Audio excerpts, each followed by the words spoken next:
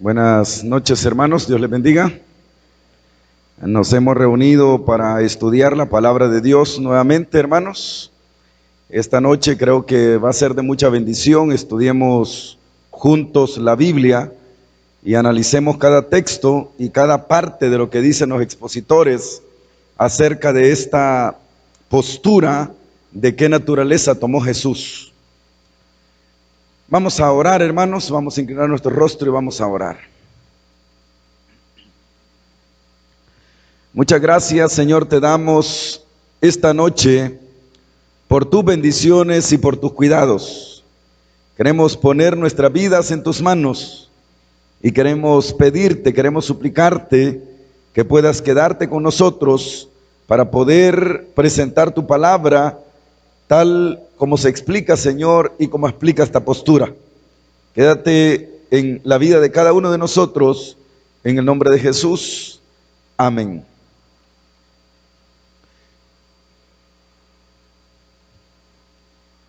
En el año de 1949 se hizo una de las revisiones, una revisión a uno de los libros que habían sido o han sido los libros insignias dentro de la iglesia. Es más, este libro, llamado Las Hermosas Enseñanzas de la Biblia, había sido el primer estudio bíblico que la iglesia adventista había adoptado. Así que este estudio empezó, hermanos, que evolucionó con los estudios del pastor S.N. Haskell. El pastor S.N. Haskell tenía una campaña al aire libre, y al dar la campaña al aire libre se vino la lluvia, y la lluvia afectó la campaña y la gente dejó de asistir a la campaña. Entonces lo que sucedió, hermanos, es que al no asistir la gente, el pastor S.N. Haskell llamó a los hermanos de la iglesia, les dio el estudio bíblico, el estudio que iba a dar durante esas noches, y los mandó todos los días para ir a buscar a la gente que había llegado a la campaña. Y al ir a buscar a la gente que había llegado a la campaña, el plan era darle los mismos estudios que el pastor Haskell iba a dar en la campaña, iba a dar en la conferencia. Allí viene y nace el primer estudio bíblico. Y al nacer el primer estudio bíblico, ese estudio bíblico fue evolucionando de tal manera que hubo un tiempo en que la iglesia adventista del séptimo día tuvo un estudio bíblico para personas no bautizadas que tenía 169 estudios. ¿Cuántos son los que tiene ahora el que tenemos? 20. Sí. Y este estudio tiene 169 estudios. Y este libro, que es un libro insignia que tiene la iglesia adventista, es un libro que se le conoce como Las Hermosas Enseñanzas de la Biblia. Por muchos años se consideró que este libro contenía el mensaje que la iglesia debía predicar, el mensaje que la iglesia debía dar, hermanos. Pero revisando este libro, el doctor Ribuk, profesor Ribuk, al revisarlo, encontró una declaración que alarmó a los pensadores, a los más grandes pensadores de la iglesia, hermanos. Este libro decía lo siguiente: la edición original afirmaba que durante su encarnación en esta tierra, Cristo participó de nuestra naturaleza caída y pecaminosa. Sí.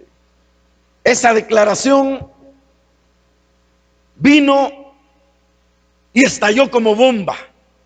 Ese libro contenía una declaración que hasta ese momento, que no habían sido dadas las creencias oficiales de la iglesia tal como las tenemos hoy, resumidas de esa manera, entonces el pastor Leroy Frum, uno de los más grandes eruditos de la iglesia, pidió que se eliminara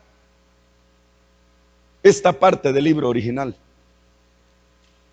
Y entonces a ese libro se le eliminó, hermanos, la parte Cristo participó de nuestra naturaleza caída y pecaminosa. Y al eliminar esa parte, hermanos, los que creen en esa postura y en aquel entonces creían que estaban vivos, ellos dijeron, el adventismo ahora va sufriendo un cambio radical. La iglesia está dejando de creer lo que hemos creído por muchos años. Por eso que les decía que este asunto de la naturaleza de Cristo tiene dos partes, hermanos. Yo estoy presentando, el hermano Nelson me invitó para presentar cada parte. Yo no estoy presentando mi posición en esto, hermanos. Yo estoy presentando cada postura que tienen los pensadores en la iglesia. Y entonces dice, está cambiando el mensaje, está retrocediendo, estamos retrocediendo en cuanto al mensaje, dijeron los que creen en esta postura. Y entonces, ahí como por 1950, hermanos, para ponerle más salsa a la comida, más salsa al ambiente, hermanos, sucedió lo siguiente. Un grupo de evangélicos estaban escribiendo un libro, iban a escribir un libro sobre sectas. Y entonces, entre las iglesias que iban a escribir, que eran sectas, aparecía el nombre Iglesia Adventista del Séptimo Día.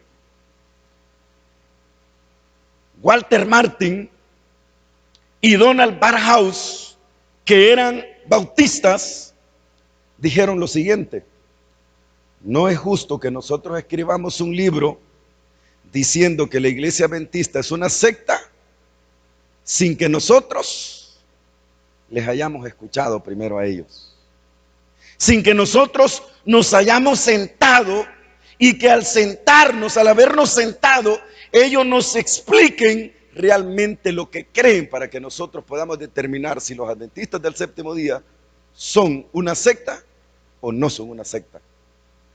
Le pidieron entonces al pastor Leroy Frum, que era una autoridad en ese momento, reunirse con delegados de la conferencia general, con los eruditos de la conferencia general.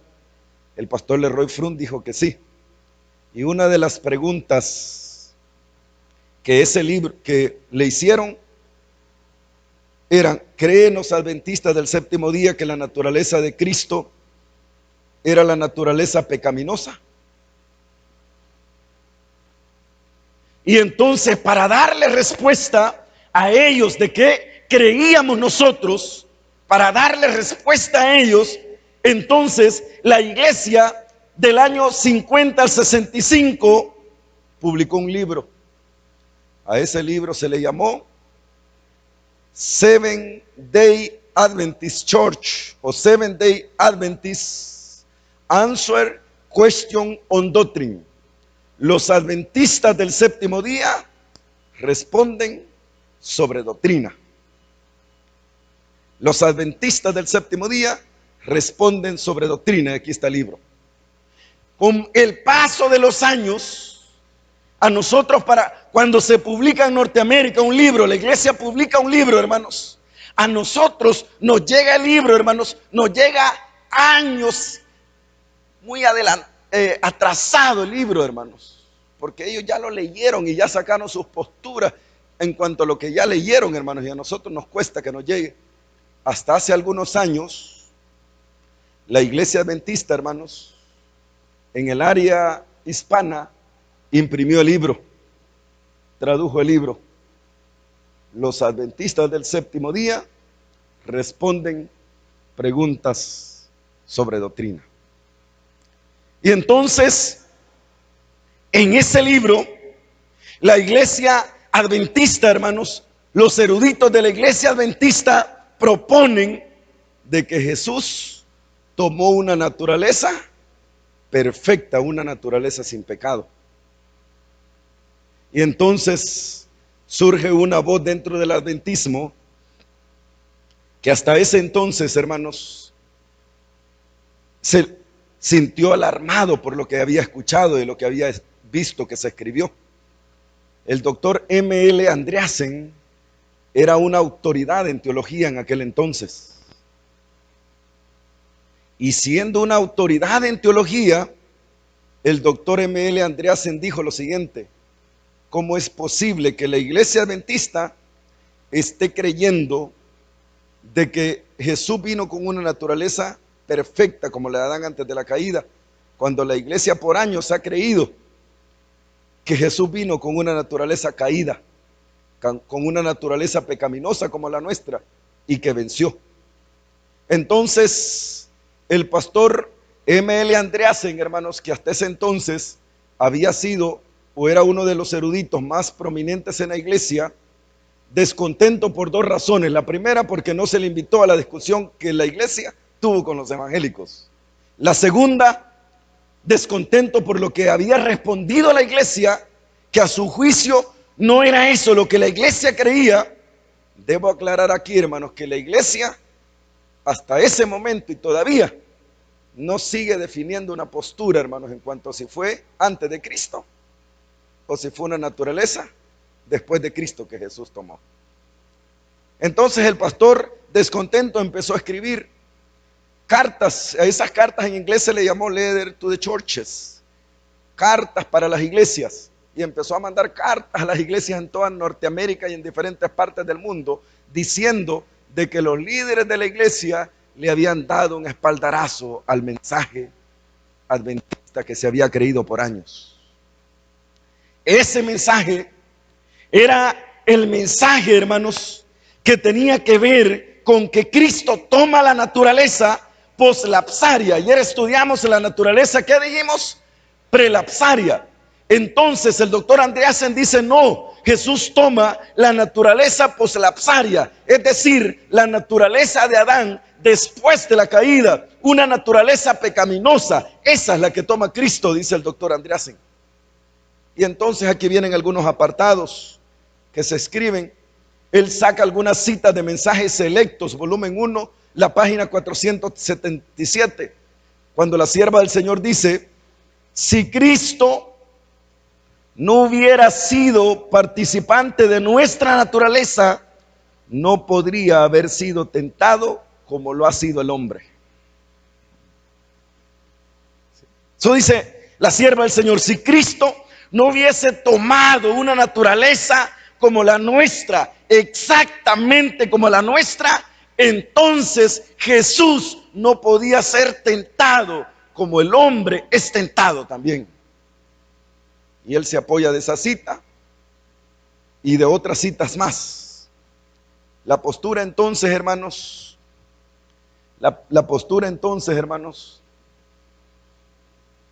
esta postura de la poslapsaria, cuando se escribe el libro Question on Doctrine, esta postura poslapsaria empieza a morir y empieza a nacer la postura que vimos ayer. Hubo una muerte y una resurrección de esta postura. Y entonces, con el paso de los años, el descontento del pastor M.L. Andreasen se fue calmando,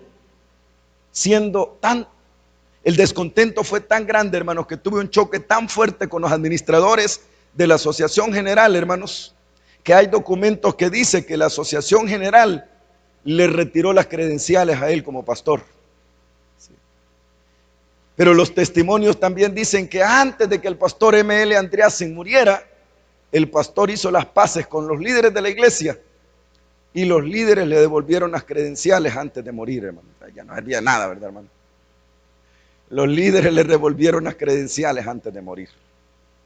Ahora, aun cuando esta postura de que la naturaleza de Cristo, Jesús había tomado una naturaleza caída, iba perdiendo fuerza, aparecieron ciertas voces que empezaron a revivir el debate ahí por 1980, como vimos ayer. Pero ahí como el 67, una voz más joven, hermanos, llamado Thomas Davis, empezó a revivir el debate. Y al revivir el debate, el doctor Thomas Davis, en una matutina, en un devocional, escribe lo siguiente: es demasiado grandioso como para comprenderlo. El poderoso creador que había situado en su órbita este átomo que es nuestro mundo, vino él mismo a hacerse participante de la carne y sangre del hombre pecaminoso e hizo su habitación en este pequeño planeta que había creado, escribe él. Aquella vieja postura, hermanos, aquella vieja postura de la naturaleza pecaminosa que toma Jesús ya estaba quedando enterrada, pero Thomas Davis empieza a revivirla en el matinal, y entonces la revista Ministry viene y empieza a decir de que manden cartas y manden sus artículos, de tal manera que muchas personas mandaron artículos defendiendo la postura poslapsaria, diciendo, hermanos, a la misma vez que defendían la postura poslapsaria, mandaban sus artículos de forma anónima porque tenían miedo de ser juzgados por esta postura, hermanos. Así que él dice, no, Jesús vino, tomó un cuerpo de carne y hueso y participó de la sangre que nosotros participamos. Entonces, dice él, Jesús, al participar de la carne y sangre, participó del hombre pecaminoso también, pero fue sin pecado. Oiga lo que sigue diciendo. Esta postura tiene algunas interrogantes, hermano, que vale la pena notar, porque las interrogantes son fuertes. ¿Cómo pudo Jesús ser sin pecado, sin estar separado de la infecta corriente de genes y cromosomas compartido por el resto de los hijos de Adán? Esta postura dice, si Cristo, dice la Biblia, que se hizo hombre, si la Biblia dice que Cristo se hizo carne, esta postura dice, entonces dice, Él tuvo que tener los mismos cromosomas de nosotros. Él tuvo que tener los mismos cromosomas de nosotros para ser humano. Porque si no hubiese tenido el mismo número de cromosomas que nosotros, entonces tendría que haber sido alguien diferente. Pero Él, para poder entender a la raza humana, Él tenía que ser uno de nosotros y haber tomado una naturaleza como cualquiera de nosotros, dice esta postura. Y entonces dice, ¿qué es lo que pasa entonces? Si no, Jesús viene entonces y tomó los genes, los cromosomas, entonces ¿cómo pudo haber sido sin pecado Jesús? La otra pregunta, ¿cómo nos habría salvado Cristo si no hubiera sido un hombre como nosotros? Si Cristo, esta postura dice, si Cristo no hubiese sido como uno de nosotros, entonces Jesús no hubiera podido, ¿qué cosa?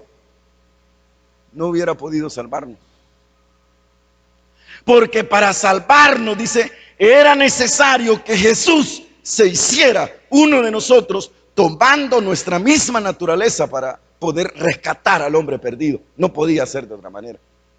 No podía ser de otra manera. ¿Por qué Jesús, como todo bebé, tomó hace 2000 años la naturaleza de la humanidad caída y no la de Adán en su inocencia del Edén, dice? ¿Por qué Jesús tuvo que hacerla? ¿Por qué Jesús tuvo que tomar esa naturaleza caída y no la naturaleza de Adán antes de la caída? Y entonces sigue diciendo, Wolfgang escribe lo siguiente en 1964, que empiezan a avivarse las llamas. El Hijo de Dios asumió carne pecaminosa y en esa carne pecaminosa venció el pecado. Porque no sé si ustedes acuerdan que el día de ayer yo les dije que las dos posturas dentro de la iglesia son fuertes, hermanos. No sé si usted logra pesar la postura esta con la de ayer. Las dos posturas son sumamente fuertes. Esta postura tiene este enunciado: si el Hijo de Dios vino y asumió la carne pecaminosa, y en esa carne misma pecaminosa venció el pecado, entonces significa que si Jesús pudo hacerlo, usted y yo, ¿qué pasa? Podemos hacerlo también. Pero si Jesús hubiese tomado la naturaleza de Adán antes de la caída, entonces no puede ser nuestro único y suficiente Salvador. Porque tomó una naturaleza diferente con la cual puede salvar al ser humano perdido, hermanos. Ahora ya empieza a introducirse con algunos textos de la Biblia, hermanos. Con algunos textos de la Biblia. Pero aparece, este mismo escritor dice que una persona que ha nacido con carne pecaminosa, no necesariamente tiene que ser pecadora. Una persona, dice, que haya nacido con carne pecaminosa, no necesariamente tiene que ser pecadora. Y entonces sacan una cita de la mensajera del Señor. Como sustituto del hombre, demostró. ¿Quién demostró? Jesús. Como sustituto del hombre, Jesús demostró que éste puede vivir sin pecar. Así también hemos de vencer nosotros como Cristo venció. Oiga, ¿cuál es el resumen de esta postura? Mire cuál es el resumen de esta postura. Si Cristo no pudo vencer con una naturaleza pecaminosa como la nuestra, entonces nosotros no podemos vencer tampoco. ¿Van captando, hermanos? ¿Van captando? Si Cristo, dice esta postura, no pudo vencer con la misma naturaleza que nosotros, entonces nosotros no podemos vencer tampoco. No podemos vencer, no podemos alcanzar la victoria. No podemos vencer. A la misma vez que se encuentran estos postulados que ya abren paso para este tema de debate, sacan el texto que vimos el día de ayer. Romanos 8:3. Lo que era imposible para la ley, por cuanto era débil por la carne, Dios enviando a su Hijo en semejanza de carne de pecado, y a causa del pecado, condenó al pecado en la carne. Ellos dicen, no, estas traducciones no pueden ser las mejores ni las más correctas. Hay otras versiones que aclaran mucho más el texto bíblico. Y ahí sale la versión palabra de Dios para todos. Lo que la ley no podía hacer porque no pudo contra la naturaleza humana, Dios lo hizo al enviar a su Hijo, quien vivió con la misma vida con la que todo ser humano pecó. Oiga lo que dice esta versión, hermanos. Ya usted vio el giro que tiene esta versión. Dice, no, lo que Dios hizo, lo que el ser humano, la ley no puede hacer, Dios lo hizo, dice, y envió a Jesús para que viviera con la misma vida con lo que todo ser humano peca, con la misma naturaleza con la que todo ser humano peca. En otras palabras, estas traducciones sugieren de que Cristo tomó una naturaleza, ¿qué? Una naturaleza caída, una naturaleza pecaminosa. ¿Sí? Eso es lo que estos textos sugieren. Y hay otro texto. Bueno, el mismo texto en otra traducción, Nueva Traducción Viviente. Oiga lo que dice. La ley de Moisés no podía salvarnos, porque nuestra naturaleza pecaminosa, ¿el qué dice, hermanos? Nuestra naturaleza pecaminosa es débil. Así que Dios hizo lo que la ley no podía hacer. Él envió a su propio Hijo en un cuerpo como el que nosotros los pecadores tenemos. No, dice esta postura, dice, no, es que para salvarnos Jesús tuvo que haber tomado nuestra naturaleza, como sugieren los textos, el texto bíblico. ¿Sí?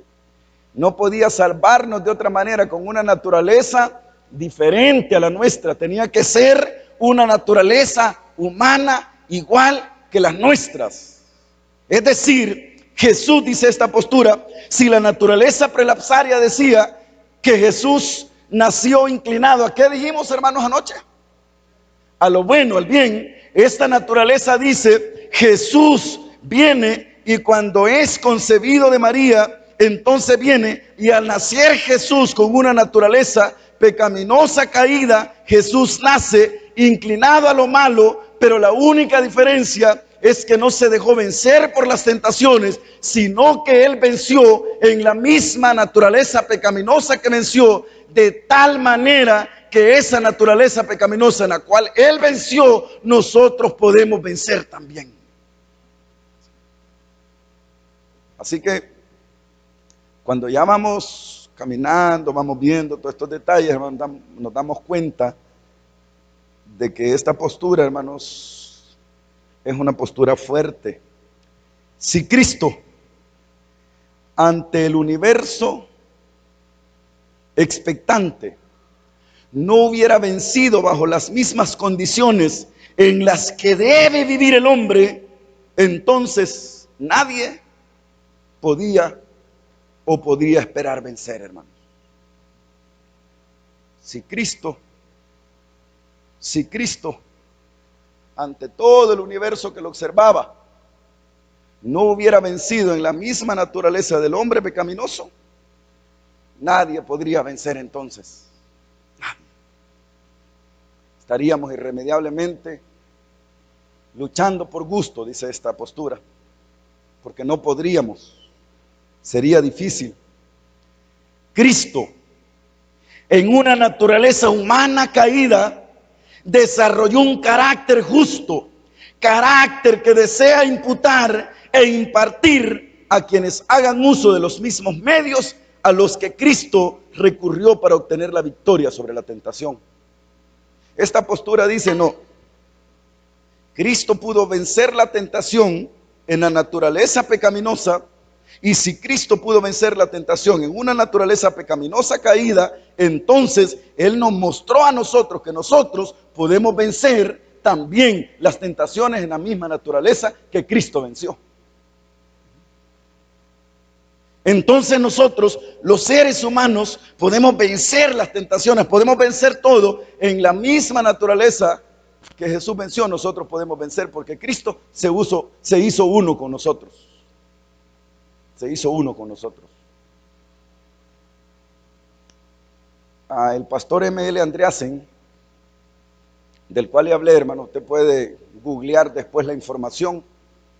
Él ha sido un escritor de muchos libros que fueron publicados en inglés.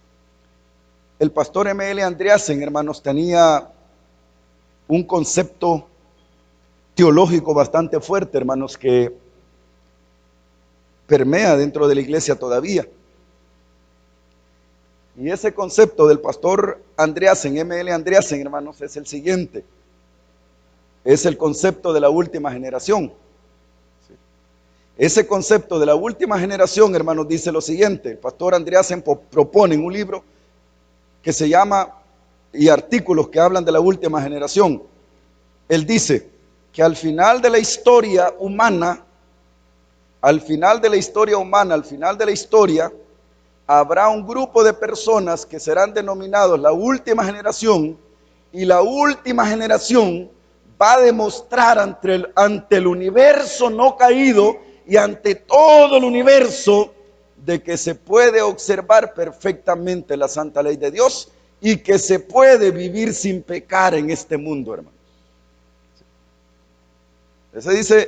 Eso dice la postura del doctor M.L. Andreasen. Voy a repetirlo otra vez. Que al final de la historia habrá un grupo que se le denominará la última generación, que van a vivir sobre la tierra. Esa última generación va a demostrar ante el universo no caído, hermanos, y ante todo el universo, de que se puede vivir y se puede observar perfectamente la santa ley de Dios, y que en este mundo se puede vivir sin pecar, así como Cristo. Aquí te estoy mostrando un grupo que es la última generación, que está mostrando que puede vivir sin pecar en este mundo con la misma naturaleza con la cual yo vencí. ¿Sí? Así que este grupo de la última generación, dice el pastor Andreasen, lo que va a hacer es que al final de la historia, esta última generación va a vindicar el carácter de Dios ante el universo. Oiga el rumbo que lleva, ya vio usted.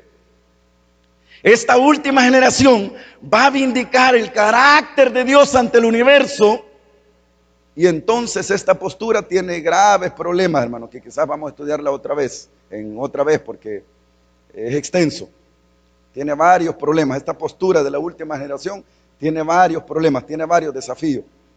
Entonces, esta postura, hermanos, cuando se une con la postura de la naturaleza pecaminosa de Cristo, hermanos, cuando se une con la naturaleza pecaminosa de Cristo, dice lo siguiente, oiga lo que dice.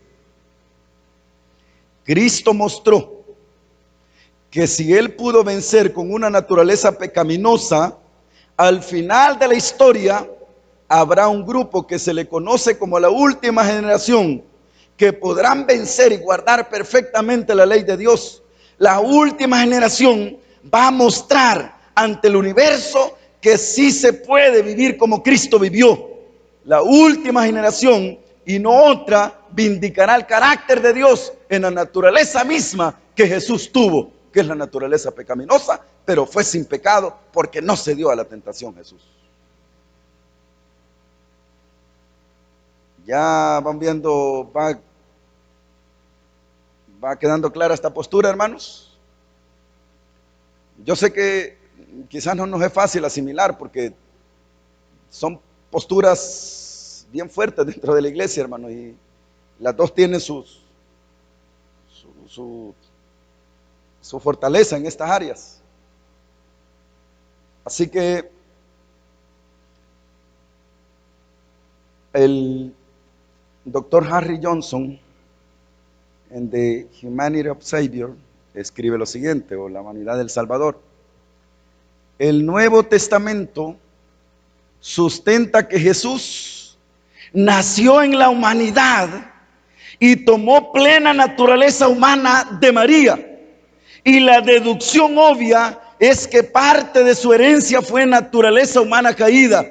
No hay evidencia en favor de que la cadena de la herencia se rompiera entre María y Cristo, dice él. Wow, esta cita es sorprendente, hermano, si usted la analiza detenidamente. ¿Sí? En resumen, él dice: la naturaleza que Jesús tomó es la naturaleza humana caída, porque no hay evidencia alguna de que el lazo genético, la herencia genética entre María y Jesús se rompiera. Por lo tanto, si la herencia genética entre María y Jesús no se rompió, dice él, lo que Jesús vino es que Jesús vino a tomar la naturaleza pecaminosa del ser humano. Solo que esa naturaleza pecaminosa de Jesús, solo que Jesús no cometió pecado a diferencia de los seres humanos, porque en esa naturaleza pecaminosa Jesús mostró que puede vencer.